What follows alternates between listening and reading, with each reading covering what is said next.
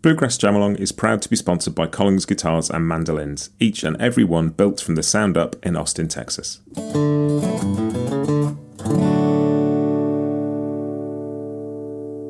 This episode is also brought to you by Peghead Nation, the home of roots music instruction. If you want to improve your playing, join me and thousands of other pickers getting better every day at pegheadnation.com.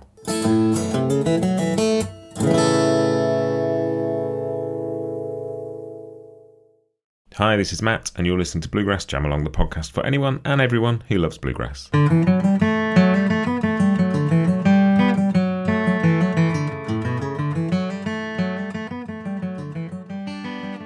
Hey everybody, welcome back to Bluegrass Jamalong. I have a new interview for you today, and it is with Roger Siminoff. And Roger is an expert on, well, many things actually, but he's particularly spent his life researching and kind of celebrating the work of Lloyd Loar at Gibson Instruments and beyond. And he's going to join me today to chat particularly about the work that Loar did developing the F5 mandolin, incorporating some 200-year-old violin making techniques, bringing new techniques, and totally kind of essentially creating the blueprint for the modern bluegrass mandolin as we know it. Fascinating conversation. So many interesting things here about Lloyd Loar, his life, his work, Roger's involvement with that. You'll hear us talk particularly about a book that Roger has written called The Life and Work of Lloyd Loar, and I'll put a link in the show notes to that because that's a fascinating document. Do go and check that out. I'll also put a link into Roger's book, The Art of Tap Tuning, because we're going to talk about that a bit as well. Also really interesting stuff, so do have a look at that. Also, Roger mentions Dan Beinborn's archive website, which lists all the sort of Gibson mandolins and other instruments from that period, and I'll put a link to that as well because that's really interesting. And finally, if you're interested in all this stuff, a great resource is mandolincafe.com, and I will stick a link in the show notes to that as well. But without any more ado, here comes my conversation with Roger Siminoff about the life and extraordinary contribution to stringed instrument making of Lloyd Loar.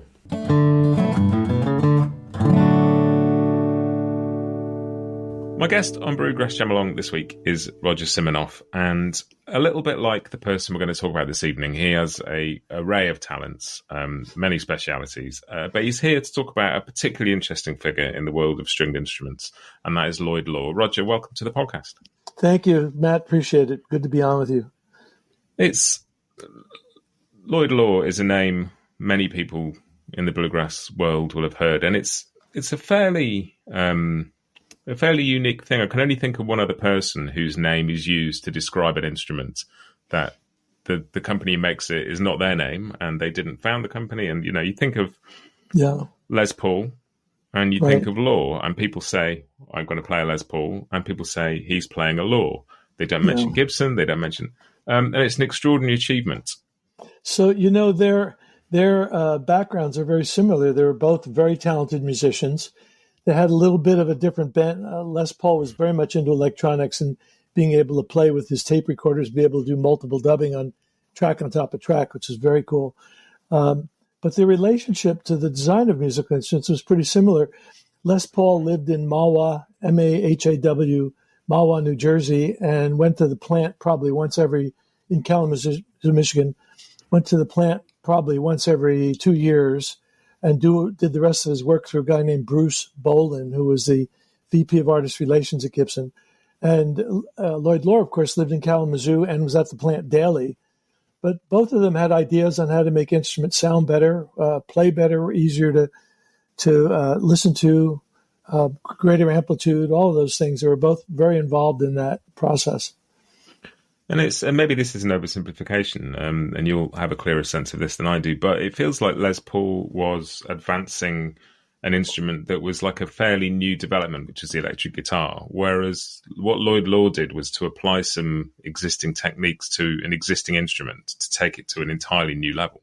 And maybe they are more similar than that, but it definitely feels I think they're a bit more similar. I think, of course, you're comparing electronic ideas, which if we waited long enough for Loar, he would have contributed more through the Vivatone company and Acoustelectric. But both of them really were, Loar was more of an acoustical engineer, and I think I think I'd think of Les Paul as being more of an electrical engineer in the area of music. But I think their interests were similar, and their dedication to developing instruments were, I think, quite aligned, except one had an electrical bent and the other had an acoustic bent.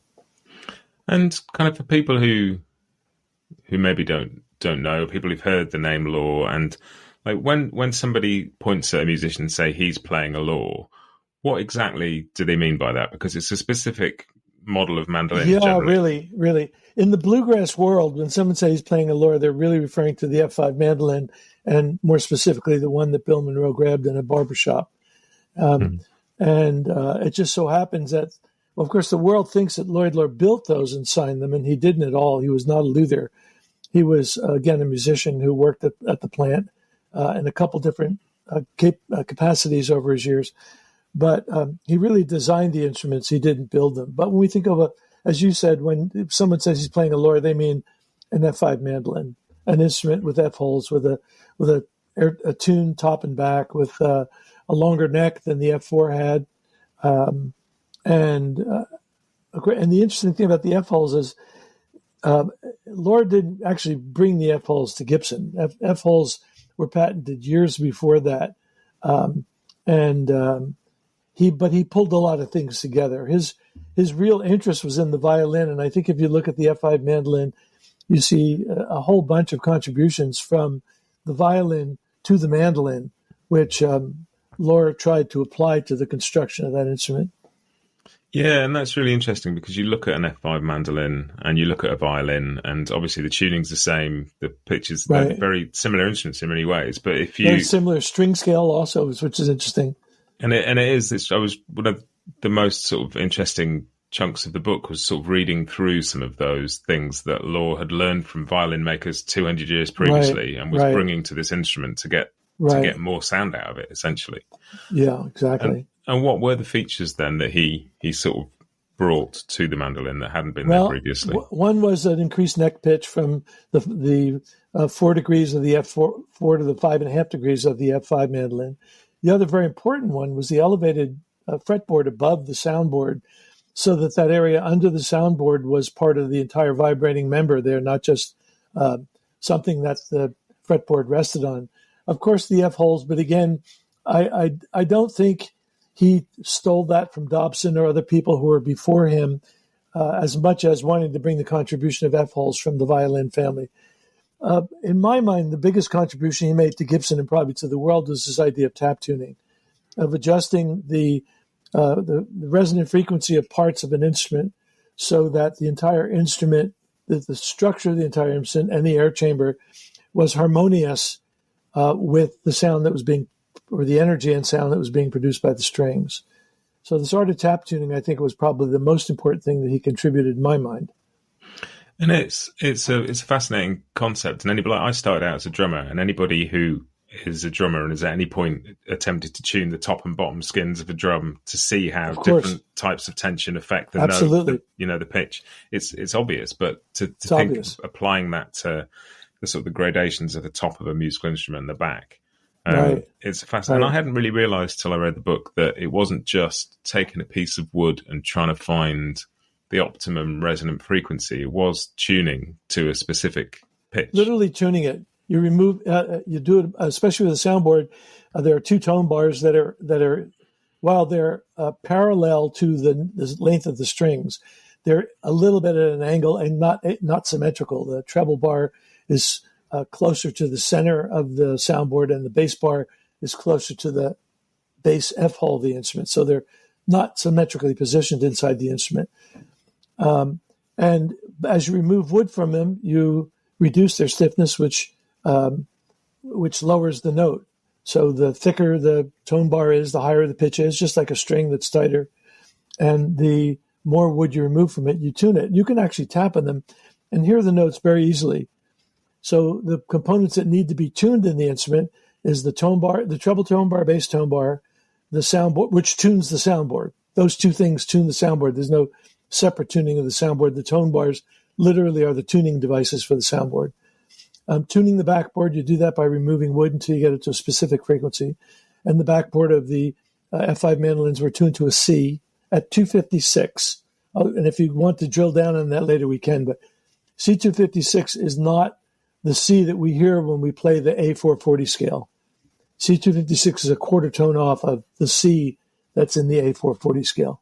And I won't try not to get thicker than that unless you want me to. No, I mean I'd like to dig into that a bit, but I'd like to talk a little bit more about the actual process of tap tuning as well while we're there. Yeah, it's gosh, I wish I could tell you that it was really a process. It's so simple. If you could imagine having a little toy a xylophone, kid's xylophone set in front of you and tap on all the different bars of different lengths, they create a different pitch. And if you wanted to make the pitch higher, you just make the bar smaller or you take wood off of it. That's tap tuning in a nutshell. I mean, it's not more complicated than that. I wish I could tell you there was this great secret sauce and it required a wizard's cap to be able to do tap tuning, but it's really quite simple. It takes a few minutes to do it. It's not just instantaneous because the process to tune each soundboard maybe takes 15 minutes, but it doesn't take 2 hours and you don't need a pilot's license to do it. And you're tapping You're tapping it with a rubber hammer, right? You're tapping with a felt-covered hammer. A rubber hammer would evoke too many of the overtones.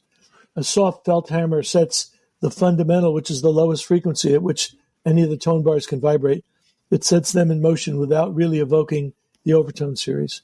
And did I read this right in the book? There's also, in some cases, playing it with a bow to get a pitch. In order to tune these, obviously you have to excite them.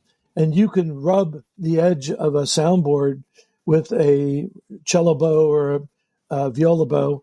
And if it's well rosined, it'll cause the backboard to vibrate and be set in motion. I have a book I've done, actually it's in the second edition now, called The Art of Tap Tuning. And in the video that accompanies it, which is actually a real-time video from Vimeo, you can download it without interruptions as you do on YouTube. I have a demonstration actually of drawing a bow across a backboard and hearing it evoke a tone. It's much easier to hold it up and just tap it with a hammer.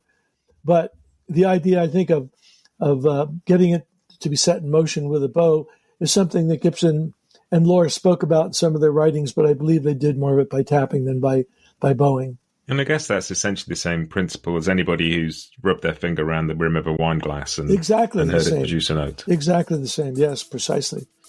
Yeah. And we'll be right back with you just after this. Collings Guitars has been a long-time supporter of the Bluegrass community, from collaborating with artists to sponsoring festivals big and small, and now by sponsoring Bluegrass Jam Along. Handmade in Austin, Texas, every Collings guitar and mandolin that leaves the shop is built from the sound up, and the team loves seeing a Collings in the hands of players of all levels, from local musicians to world-renowned pickers. Visit collingsguitars.com for more.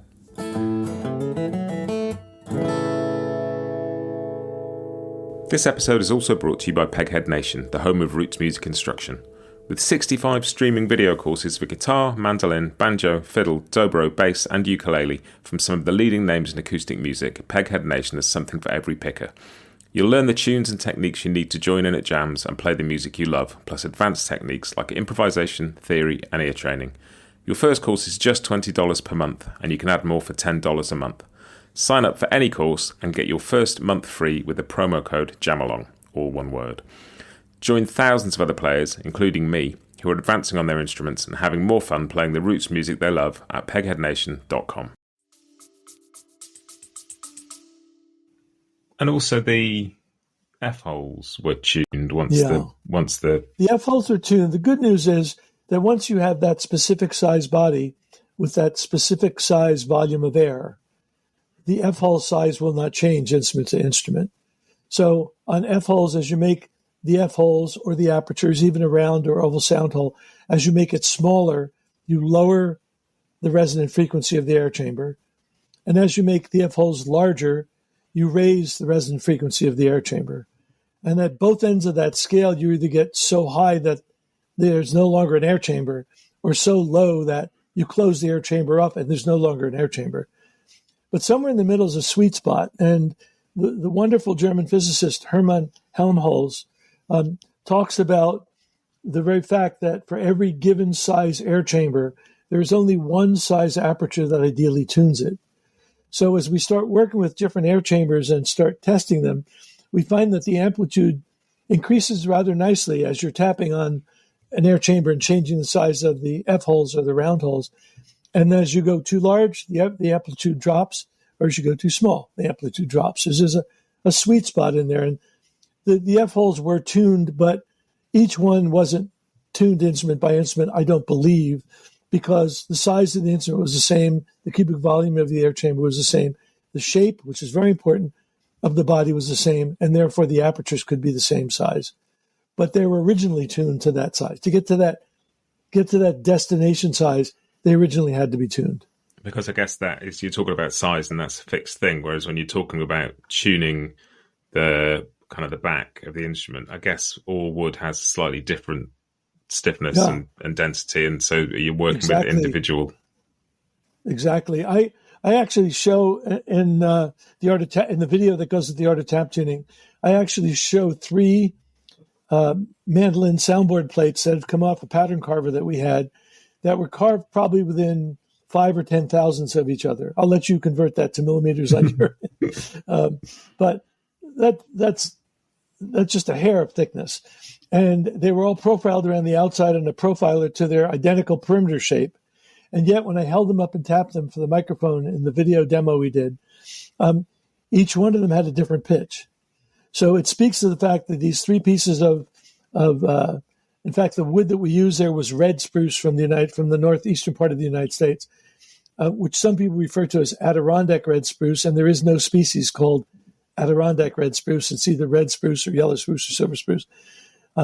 It was C.F. Martin that coined the idea of Adirondack red spruce because, in fact, their plant was in the bottom of the Adirondack Range in Nazareth, Pennsylvania.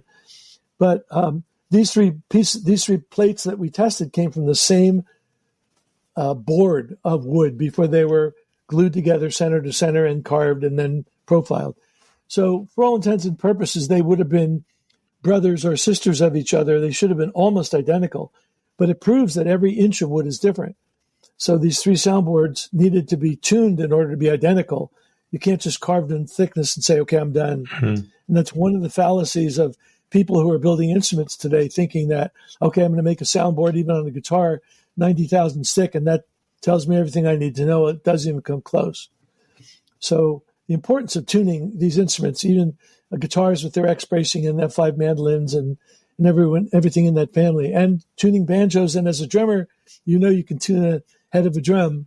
As a drummer, you probably didn't do a lot of tuning while you were playing, but look at a kettle drummer in the middle of a performance who's constantly retuning that drum to a new pitch for the next part of the score that's coming his way or her way. So tuning banjo heads are very important, and a critical part of setting up a banjo is knowing what the resonant frequency should be of that tap-tuned head for a flat top size and for an arch top size, because an arch top size is only 9.5-inch diameter, not 11-inch diameter, as on the flat top. So those pitches at the same tension are different. And you talked about the backs of the mandolins being tuned to a C. And is that why was that particular pitch? It just yielded the correct thickness for the soundboard to be functional, where the soundboard could come up to a recurve or minimum thickness about an inch in from the binding. That would be down to around 100 or 110 thousandths for a maple backboard, and about 150 thousandths. I'm sorry I don't have the equivalent in metric for you. About 150, 160 thousandths in the center or crown being properly graduated, that soundboard would yield, if properly graduated, a C. But to do this repeatably, you want to tune them so you want to be sure that each one is the C you're going for. Can I drill down on this C256 thing for a moment? I'm very interested in that. So it was fun for me years ago, 35, maybe 40 years ago. I have a very dear friend that still lives in New Jersey. He's a retired neurologist. And he came over to my house the first time that I met him, he and his wife. And he saw that I had a banjo in the corner. He went to pick it up, and we're lifelong friends because he played a banjo and so I had one. And I remember getting together once at his house a week or two later to play, and his banjo was out of tune. I said, Ivan, something's wrong. He said, nope, I use a tuning fork. I tune it all the time. I use one of my medical tuning forks, which is C256. If you go into a neurologist's office or a doctor's office, they'll use one of two tuning forks if they're doing do a neurological test of your nerve reaction, like when they put a tuning fork against your knee or against the cochlea of your ear to see what sound you're hearing. And those two tuning forks, because they've been done that way for 200 years, are either 128 or C256, which is the octave of 128. It's twice as fast as 128. So Ivan was using tuning forks he carried around in his little black bag, but they weren't musical tuning forks. Because when concert pitch is A440, C is instead of 256, it's 231. So it's a different pitch. Years ago, back before the turn of the last century, the early 1900s, concert pitch was all over the map. And there were, coming into the 1900s, one of the more popular concert pitches was C256. It didn't talk about the A, it talked about the C. And when C is 256, A is 431. So they obviously move with each other. But in 1917, when A440 became popular, and then later on in the mid-1970s, when the European Economic Community agreed that A440 would be the world's concert pitch for everybody, C256 was not in that family. Loar discovered and found that the great violin makers, the great violin luthiers of the Cremona period, were tuning their instruments a quarter tone off so that no part in the instrument would resonate with the string when it's being played. So instead of wanting the backboard to be the C of the A440 scale, all of the parts of the mandolin were tuned a quarter tone off, which just happens to be C256. So C256 and the other notes that go with it to make up its concert pitch is a quarter tone off, and all of those notes are a quarter tone off of what is in concert pitch A440. So all the parts of the F5 instrument are tuned a quarter tone off of concert pitch A440. And you could come, and they're done specifically so you don't. I'm sorry, Matt. They're done specifically so you don't chomp on a D chord and have the instrument bark, because you don't want that D chord to be any brighter than a C chord would be or an E chord would be. You want them all to have similar tonality and similar amplitude and similar timbre to each other. And the only way you can do that is to make the instrument itself harmonious with itself, and then have that entire self be a quarter tone off of all the notes you would play in A440. Did that make sense? Yeah, totally. And so presumably, challenge me if you have to on that. No, and I think it's one of those really interesting things is I think it's easy to presume that pitch is a fixed thing. And all it is like a calendar. It's like a relative system we've decided upon and we've fixed on a certain idea of it now. But it's changed many times over the years. Oh, has it ever? If you speak to folks at some of the tuning equipment companies like Peterson, which is one of the largest one in the States, who owned or bought bought the strobe tuners from Kahn. Concert pitch is a moving target. And I wouldn't be surprised if we don't see it at 441 or 442 in the next decade or so. God be willing, I'll be there to see that happen. It just seems that as the concert pitch gets higher, the tones become a little more clear and a little bit more pure to the human perception. And the world has been pushing for A441 and A442 for a long time. But right now, we're all pretty much agreeing that A440 is what we'll be tuned to. Yeah, no, it's fascinating. And so I love that idea that the pitch that C used to be also happens to coincide with the pitch that is being tuned to a quarter of a tone off now. And that there's one of those really lovely. You could historically go back and investigate that and end up coming to entirely the wrong conclusion. So 30 years ago, I was in our living room. I was sitting with my wife, and I was trying to actually see if I could isolate the tunings of an F5 mandolin I owned at the time, which, by the way, happened to be Lord's personal F5 mandolin, which I was very proud to own. And until a year and a bit ago, we could talk about that if you want to. And I started with tapping on the backboard of this beautiful mandolin and using a frequency counter I had. It came out dead 256. I mean, it wasn't 257 and it wasn't 255. It was 256. And I was really proud of that. And it dawned on me that a few decades ago, my friend Ivan told me that he was using his C256 tuning fork and it was wrong. And it wasn't until that time, 30 years ago, that I realized that the mandolins were tuned a quarter tone off. And I always believed that it was done by accident. And in several articles I wrote during the years, I had an article called "What Was Lloyd Listening To?" And it was all about, well, he was using C250 concert pitch, C256 back in the 1920s. And he obviously didn't know that A440 was coming. And it just coincidentally happened that all these instruments were tuned to concert pitch C256 and were just coincidentally a quarter tone off. And I had believed that for eons. I even had it in my book, The Art of Tap Tuning. I have a reprint of that white paper in there about what was Loar hearing. And I said in there, I went through this whole description I just went through with you, that it was by error that he came upon C256.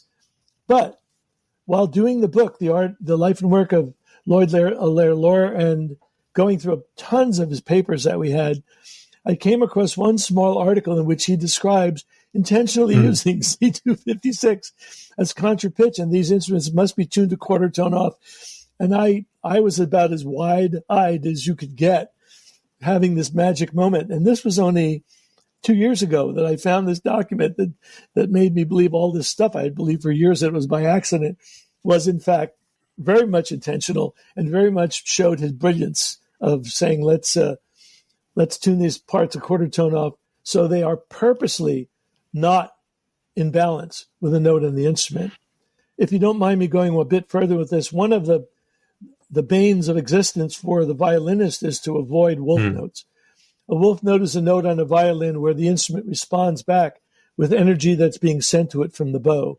And to do it very quickly, if I send a C note to a violin and the body is tuned to a C, because the string is still in constant energy from the bow, it's not picked, it's continuously bowed. The energy keeps getting sent to the air chamber that's tuned to a C, and the air chamber keeps responding back until the power of the air chamber is greater than the power of the bow. And you have this exchange. It goes whoa, whoa, whoa, whoa, whoa, whoa, whoa, whoa, whoa, whoa, whoa. And that's what a wolf note sounds like. And the only way you can avoid that is either today putting on a little wolf note canceller, which is a little device that changes part of the overtone series by clamping on the strings between the tailpiece and the bridge, or tuning the instrument a quarter tone off. So you can't, if you played a C note and the air chamber was tuned to a C sharp, they couldn't possibly create a wolf note because there's no energy to be exchanged there. There's no restoring force. Forgive me for going bubbly. This may be more than no. I think this is all interesting stuff, and again that's the main. We were talking earlier about how violins and mandolins are incredibly similar instruments in many ways, but that is the big difference is how the actual tone is produced. A bow versus a pick is an entirely different means of producing that energy, isn't it? Mm-hmm. Very, very different. So there, in the art of making music, there are 5 means of attack. One of the 5 methods of attack. One of the attacks is the duration of the attack, which is the violin bow versus a pick, or versus the very brief hit and release of a hammer, dulcimer hammer, hitting the string. And the hammer dulcimer's hammer doesn't bounce back from the string. The string pushes it back, which makes you think it's bouncing back, but there's a delay there. Very different from the quick attack of a finger pick or a thumb pick or a flat pick. The intensity of the attack is very important. Location of attack is important. And all of us know that as we move our right hand further away from the bridge and get closer towards the center of the string, we get a more mellow tone because we make a big adjustment in the overtone series that can be produced by attacking it closer to the center of the string.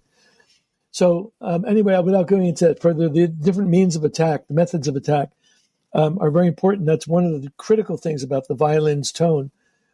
Obviously, the duration of its tone, but its tone, its brightness, the drive and the power that it has is because how that bow continues to force that string sideways. And a big part of all this, and you sort of talked about this at the beginning about the similarity between Les Paul and Lloyd Loar being that they were both musicians. They weren't coming at this purely from a technical point of view. They weren't just trying to bring technique, they also had a sound in mind. And Loar himself Right. was, I believe, like a mandolin player, but primarily a violinist. Exactly. And so consider. I'm sorry. Can I take off on where you went with that, Matt? If I may. So one of the things that's interesting when you mention that is a patent that Gibson got that Lloyd was a witness to. One of the only patents he got involved in while at Gibson. I think it was George Lorien's patent, which was for the adjustable bridge. And the adjustable bridge, when he did it, because George Lorian was not a musician, the original Gibson bridge as patented had an aluminum saddle on it. Aluminum saddle on an instrument, very delicate instrument that needs the energy of rather delicate strings, not like big bass strings and violin, continuous energy from violin string. That aluminum saddle shows that probably a musical engineer didn't design the bridge. And it was Loar who took that bridge over and changed it to an ebony saddle. Wasn't patented that way, but changed it to an ebony saddle and made it a 2-footed bridge instead of a 1-footed bridge. And those contributions speak to what you're referring to having a musician do some of these designs versus having just an engineer do them.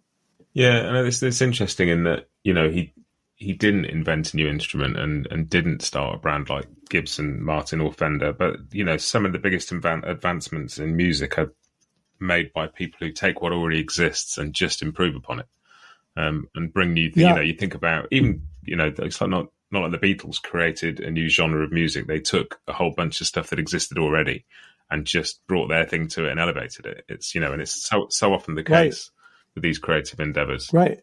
And I sort of wondered whether the time that Lloyd Loar was working played a part in all of this as well, because we're talking about essentially like the reason we're having this conversation at this point is because Loar was at Gibson for 4 years, and the last of the instruments he signed were 1924, and it's now 2024, and so it's like there's a nice synchronicity to that.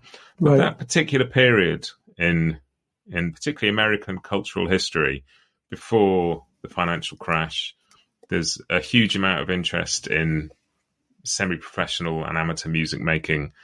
There isn't this proliferation of being able to buy recorded music. There's sort of, looking back on it from this point in time, it feels like those first couple of decades of the 20th century were a golden time for music making.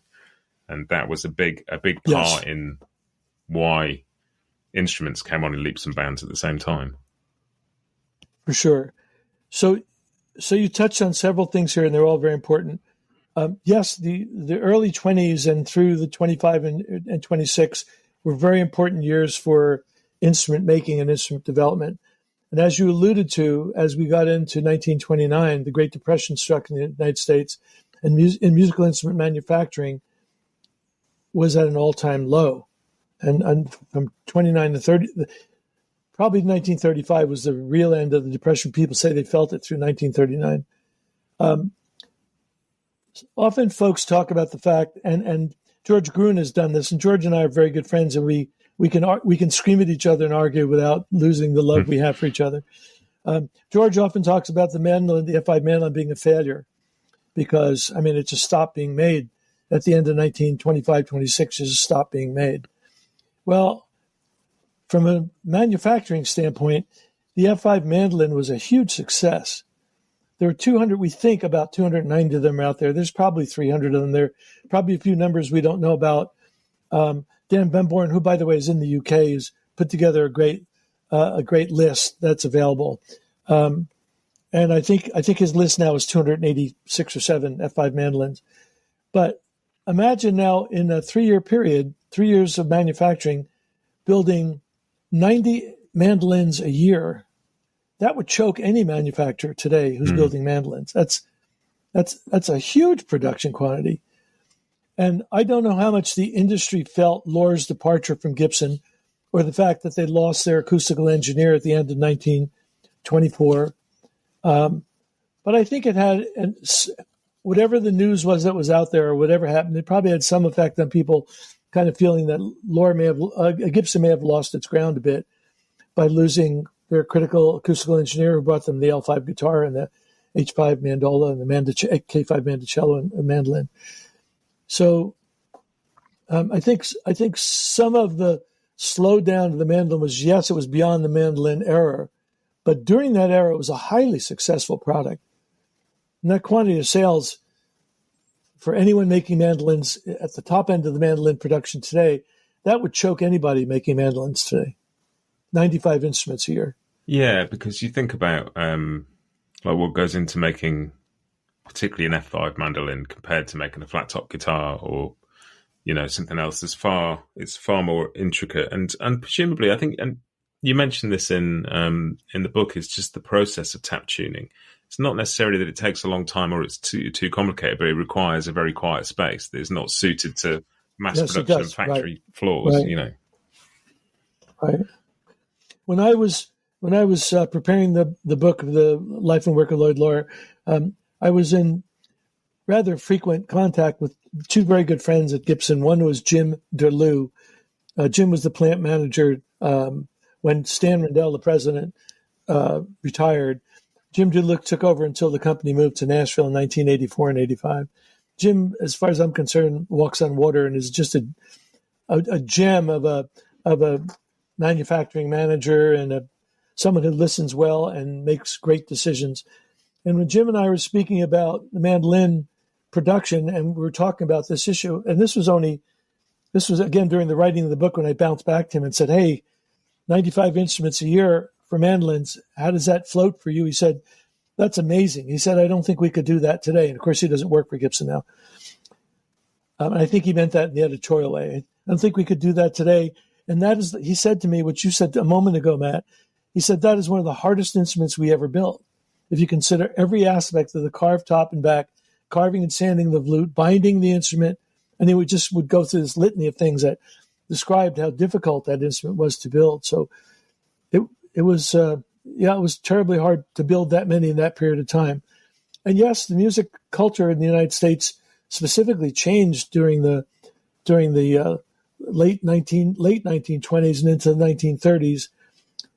But music wasn't growing then. Musicians were lucky to have jobs back in the 1930s and be able to play a gig somewhere, because people, even though they didn't have money, were still going to a nightclub, maybe drinking a glass of water and just paying the entrance fee to hear a musician. But there was no music boom going on during the Depression. Things were pretty big standstill here. Yeah, and I guess once the economy kind of picked up and people started to feel a bit better off, you were entering kind of the heyday of kind of the early years of quality recording and music being available to people in their homes far more than it ever had been. So the need to make music was different as well. The whole dynamics changed. Absolutely. Yeah. And it's fascinating, just the idea that this bunch of mandolins made 100 years ago, 300 or fewer, like set the benchmark for what people see as, like, you can't think of bluegrass music without thinking of an F5 mandolin. The shape of it is and the sound of it, and just the way Bill Monroe chose to employ it and make the most of the sound that makes. Exactly. Oh boy. Yeah. And so before the F5, because obviously Gibson made other models of mandolin, and there were, bowl back mandolins and various sort of flat back mandolins around. What did sort of a mandolin look like before the F5? Were they generally A style oval hole?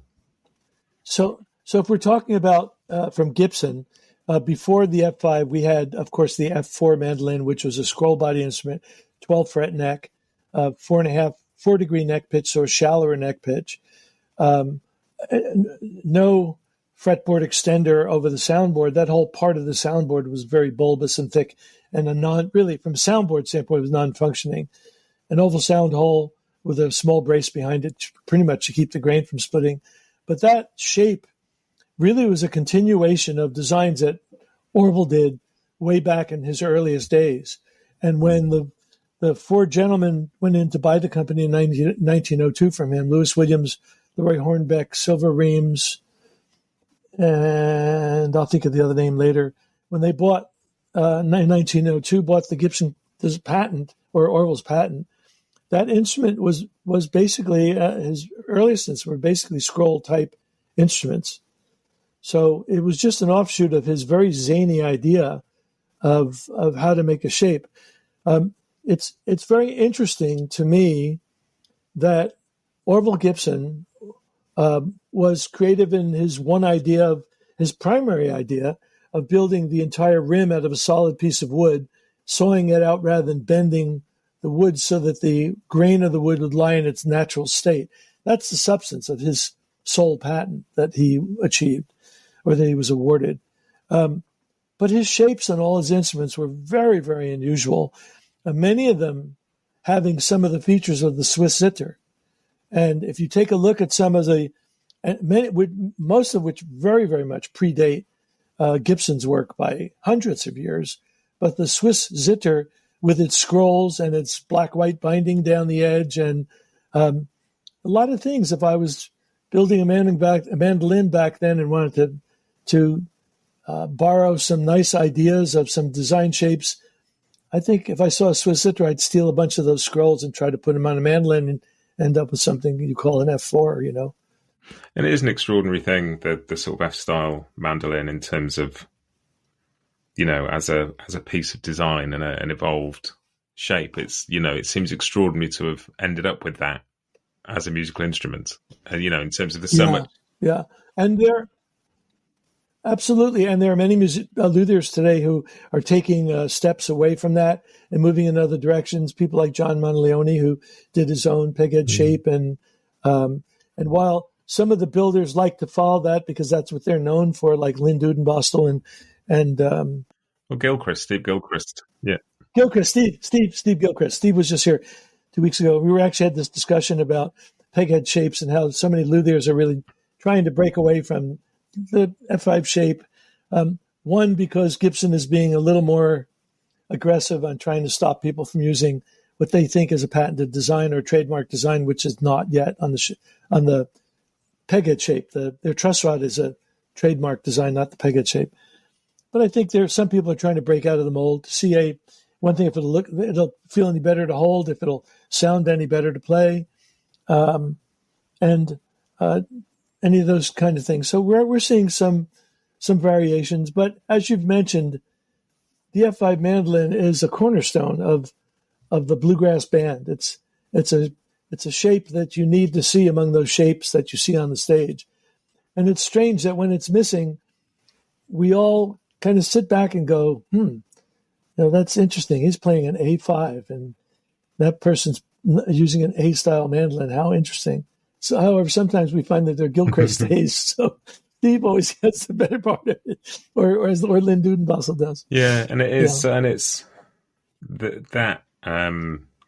that thing that you want a mandolin to do in a bluegrass band, which is that sort of chop and that bark, requires a very certain kind of sound. And I've heard you talk before about the Verzi tone producers that did a particular job in the mandolins in terms of like in the Mab overtones and enriching the sound in a certain way.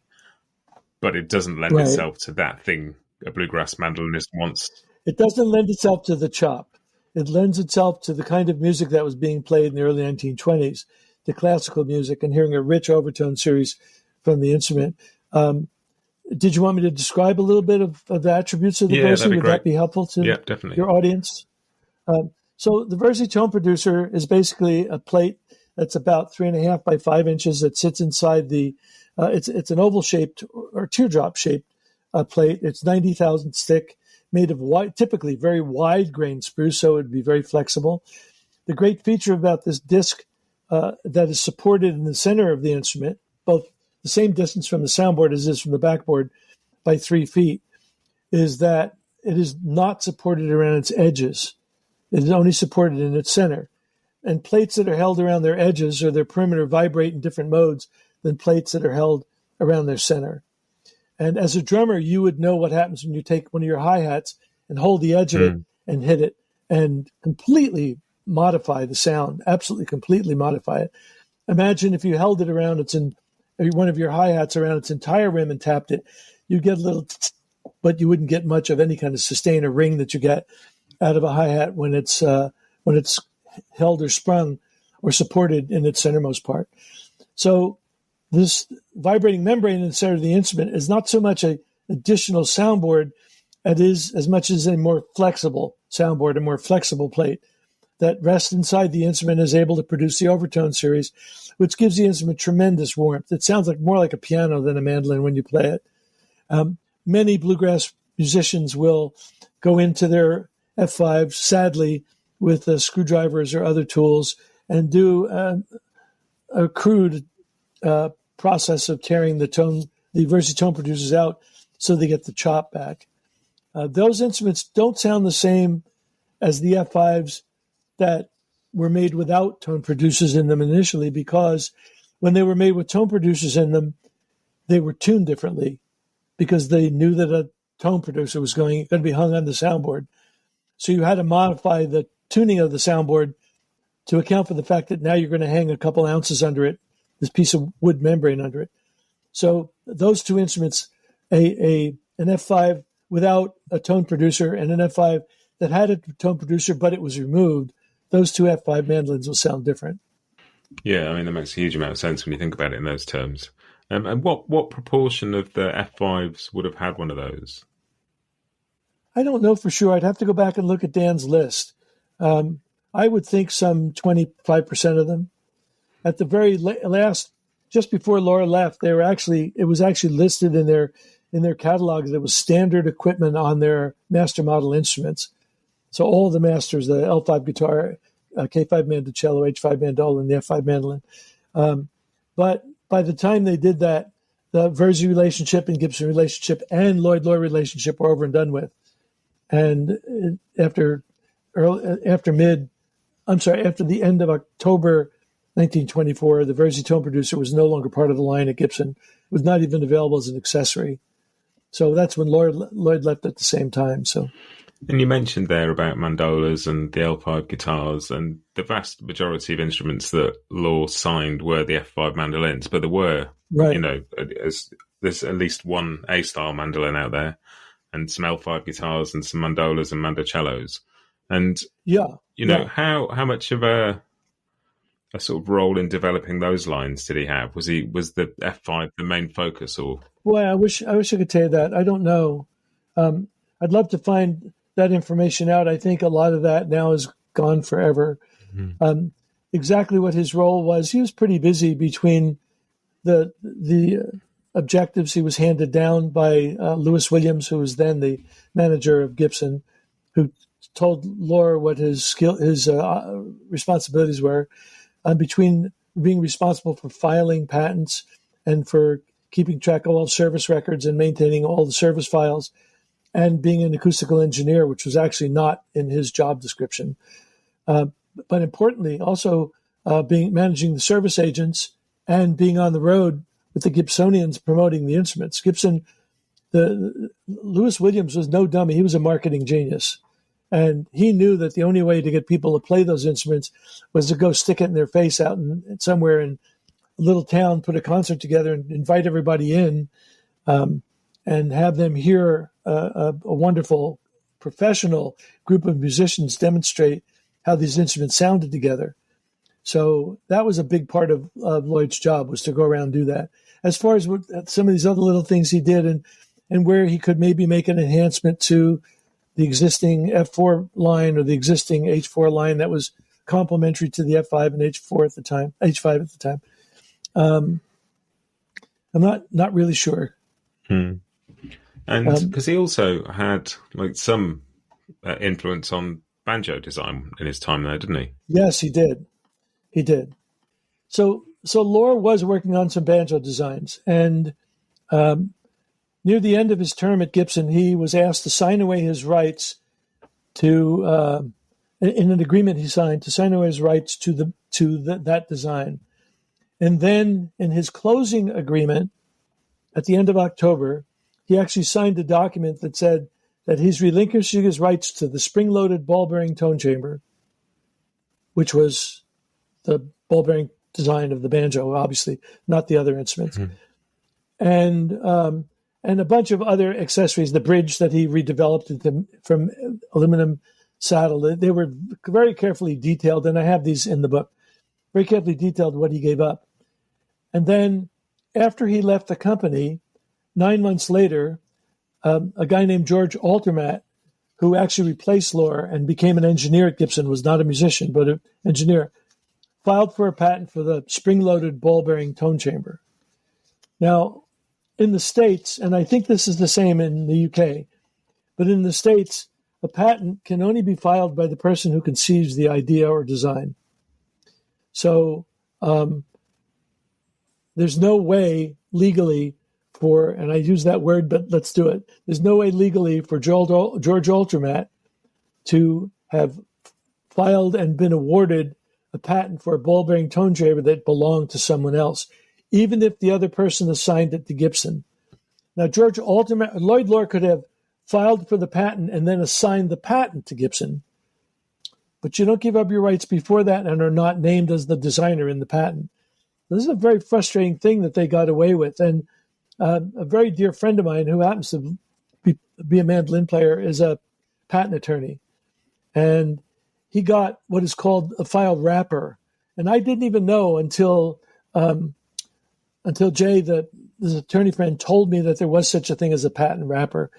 But the U.S. Patent Office hopefully keeps all the records that are behind the patent that we never see. Copies of the communication back and forth between the patentee and the patent office, copies between the attorneys who filed the patent for the patentee, so on and so forth. So we were able to uncover the file wrapper for George Altermat's ball-bearing tone chamber design. And based on dates and things that happened in there, I'm really not comfortable with how that got awarded and how they got away with getting that patent. It is a Gibson patent from 1925. It was awarded to Altermat, but in my belief, the designs and the rights belong to Lloyd Loar for the ball-bearing tone chamber. It's amazing to, in 4 years to have affected, the stringed instrument world in such a huge way. And obviously, yes, he went on to do many, many more exciting and innovative things in the years afterwards that maybe aren't as widely known. There's probably a whole other conversation there. But you mentioned earlier on that you, until fairly recently, had Lloyd's personal F5 mandolin. I'd love to hear a little bit about that if you've got time. Sure. So I was very fortunate to befriend Bertha Snyder Loar Westerberg, who was born in Iowa, who went to Northwestern University, who was a student of Lloyd's, and she, the two of them became good friends, and then there was an age difference of 14 years, and they became married some years after she was out of school. And in the 1970s, when I was writing some articles for Pick Magazine and trying to get some more information about Lloyd Loar, I decided I'd just do a little bit of background, which now turned into a life work on the life and work of Lloyd Loar. And forgive me if I get too windy, Paul, hold your hand up and tell me to stop. But back in the 1970s, I decided for Pick Magazine to get more information about Lloyd Loar. At the time, I just wanted information for the article, not to do what I've done in the years following. And I found out that he was a professor at Northwestern University in Chicago, and in Evanston, which is a town just north of Chicago by 15 miles or so, which is where Northwestern started then. So I called the Northwestern University Library, and I spoke to a lady named Mary Moss, who was very sweet. And I said, I'm looking to find some information about a professor who was at the school named Lloyd Loar. And she said to me, and I almost fainted, I knew Professor Loar. I'm thinking, what? Well, it turns out that Mary Moss in 1970 was at the university for just over 30 years. She had come to Northwestern University, I think in 1939 or 1940. And this was in 1973 that I spoke to her. So for 3 years that she was there, Professor Loar worked there, she told me he was in the library all the time, and his students loved him. And I was thinking, oh my God, the secondhand information is so great. She said, and one of the big things that was important at the school was he married one of his students, which professors are not supposed to do. And I thought, okay, that's interesting. She said, and I think his widow is still alive. How she knew that after all that time, I have no idea. She said, I will get back to you. And back in 1973, we barely had faxes, but we didn't have email or even cell phones to text pictures of things. And sure enough, a week later, I got a letter from her that said, yeah, here's Bertha's address. I found it through a ladies group club called Euterpe. And Bertha's living at this address in Inglewood, California, which is north of the Los Angeles airport, or it's a town immediately north of Los Angeles airport. So there's a long story of how I got to her. Make a long story short, I finally got to Bertha, and we became very, very dear friends over the years. I actually became her legal guardian in the last several years of her life until her passing in 1998.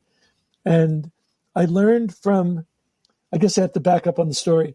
I learned from a very sweet lady named Nancy Hendler worked for me in my instrument parts business in New Jersey. And Nancy told me that she was going with her boyfriend to Disneyland in Anaheim. And this is at the same time I found out where Bertha lived. And I said, Nancy, do me a favor.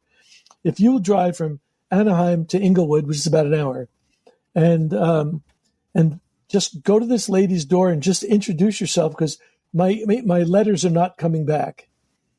And just do that. Let me know if she's alive or there. Long story short, a week later, 7:00 at night, my time, I get this call from a very, very excited Nancy, who said, I was with Bertha for an hour and I had fruit cup, which is, if you live in Iowa, you always serve fruit cup. I was with Bertha Bertha was from Iowa. I was with Bertha for an hour and she didn't know what your letters were about. And she's gotten letters from people before. Just all they asked her was, do you have Loar's mandolin? And so she never wanted to answer those letters. And I remembered from that moment to never talk to Bertha again about Loar's mandolin. I just knew that would be a turning point. So Nancy gave me her phone number. I was on a plane 3 days later to go sit with her for 2 hours. And we spoke about a whole bunch of things. I was very careful to not touch on any of his instruments. We spoke about his life, about his work, about teaching at Northwestern, where she met. And she was a little sheepish about that. And as time went by, we became very dear friends. I spoke to her almost daily. And I moved out to California, was then living 300 miles north of her. And I spoke to her almost daily. And then she fell and broke her hip in 1992 and was in a nursing home from then on. So I was taking care of her there. And would go to, when I was down in Los Angeles, so I was about once a month. I was either there in business or I forced myself to go see her. I'd go to the house, pick up mail, go over to the nursing home, and we'd sit and pay bills together. And I had signature responsibility. I could have paid them myself, but I wanted to give me something to do and sit with her for a couple hours. And one of the bills was for Beacon Storage, Bekins, in Los Angeles. And I asked Bertha what it was, I think $30. I said, what is this for? She said, I don't know. It's a bill. I get it every month, so I pay it. I said, oh, okay. Can I send Mark? My son Mark lived a town away from her and would often go over to change a light bulb or fix a squeaky door. He probably saw her more than I did. Can I send Mark to go see what they're about, or at least pick him up? Let's put him in your garage so we're not paying rental because your house is empty right now. I was pretty sure she wouldn't be returning to her house. But I just wanted to get them out of storage. And the next day, my son calls me, as only sons can do to their dad, and say, Dad, this is a real pain, and they won't let me do anything without Bertha's signature. Now I have to drive back all the way across town again, blah, blah, blah.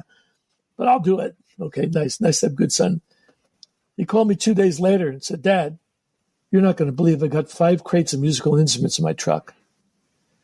So in all that time that Bertha was living in Inglewood, California, some 40 years after Lloyd's passing in 1943, she had all of his instruments in storage in Beacons and was paying the storage for those instruments.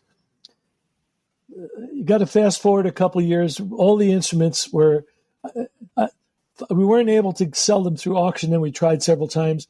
I finally bought them from the auctioneer, whatever price he wanted to charge me, and I had them in my home. They're almost all now in 2 different museums here in the United States. I didn't want them to go into personal possession because I wanted them to be around for all to see forever. But to really fast forward to your question, and I'm sorry, Matt, if you need to edit this in the future, just cut to this, you can. But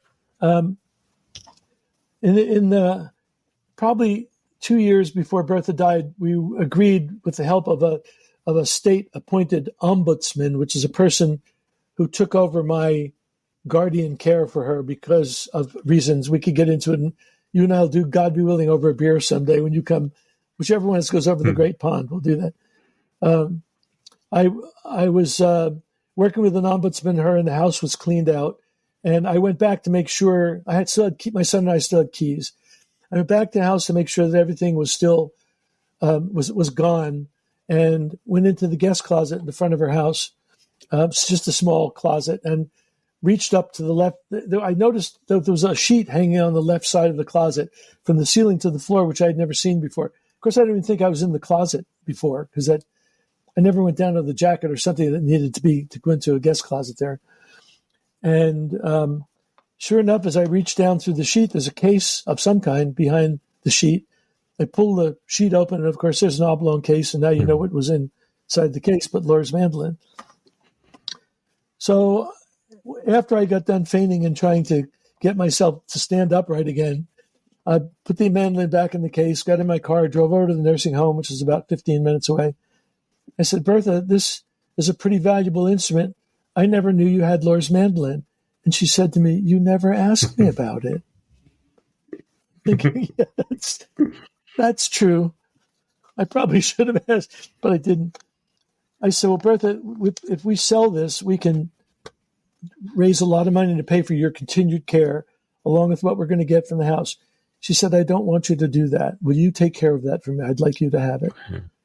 And I will never forget seeing her say that to me, lying in her bed, and how I felt, filled with such extremes of joy and sadness at the same time, and love also for this woman who trusted me with that instrument that then was really important to me and to her was less important.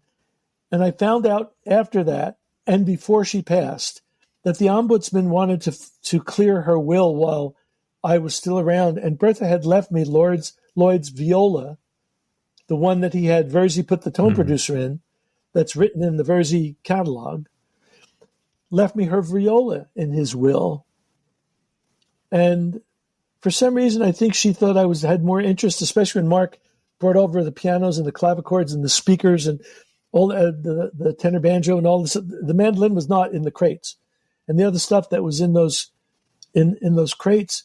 I thought she'd be more excited by me finding that, and had no idea until that moment that there was any connection there between her and me and the F5. It was crazy, but I'm sorry about the long-winded answer, but you asked for it. Yeah, no, I mean, it's fascinating, and I'd love just hearing you talk about that. Just this essentially this article you set out to write in the early 70s turned into like a life's work and a friendship, and a whole chapter of your life, and amassing this ongoing kind of body of work about Lloyd and unearthing all this stuff. I think that's one of the glorious things is that passion for something that somebody will go deep into that history. Thank you, Matt. Thanks for saying now that. there for all of us to see, and will be for. Can I add a comment to that, Absolutely. if I may? When COVID hit, and my wife and I realized that it was going to be much better to stay in the house than wander out about, Rosemary turned to me and said, "You've got that filing cabinet full of stuff, and you always talk about it being Loar stuff. Now that we're not going anywhere, let's lay it out and see if there's a story there." So I must tell you that if you want to know about how the story came about, it's because Rosemary said to me, "You got to lay all that out and see if there's a story there." She got into every document as I did, and we laid it. We had the whole house. If you came into our house, you wouldn't want to stay for more than a minute because there was just lines and lines and rows of documents laid out by date. Which finally, when we got the stuff laid out, we said, there really is a story here. Here's everything about Northwestern University and why he was there. Here's all this Vivatone stuff that I didn't really realize connected. Here's all the agreements that from Williams to Loar, and that Loar signed, and passing things on his patent records, and it was amazing to find those resources, to find them having meaning, because before that I just knew I had them having substance but not having meaning. So it wasn't until COVID hit and Rosemary finally helped me realize that I had content that we could build a story around, that the book came together. And it's an extraordinary book, and it's so full of, like, you can sort of almost read it in two different ways. You can read the narrative kind of timeline of it, or you can look at the opposite pages and all the documents and all the like pictures and the things that go with it that illustrate that. And and it's extraordinary. It's just to think that the stuff we're talking about, and we're talking about a man who had a huge influence on the world of acoustic music. But a bit of his life we're talking about is these few years of Gibson and the years leading up to it. It's a tiny bit of that story of his. Tiny and, bit, all the things he wanted to do. And it's a fascinating book. And I'll put a link in the show notes so people can go and check it out and get a copy, because it's an extraordinary thing. And it's been a real treat getting to talk to you about it. I've really enjoyed this. Thank you. Well, thank you. Thank you for having me on. I hope I didn't get too windy and that I gave you a major cut and edit and snip and shorten process here. No, my entire job on this podcast is to ask interesting people to talk to me and then put their interesting things out into the world. So that this is all good stuff. I've really enjoyed it.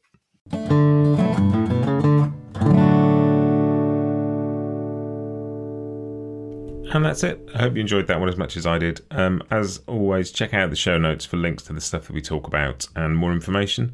I will be back with another interview for you next week. But in the meantime, have a fantastic week, everybody, and happy picking.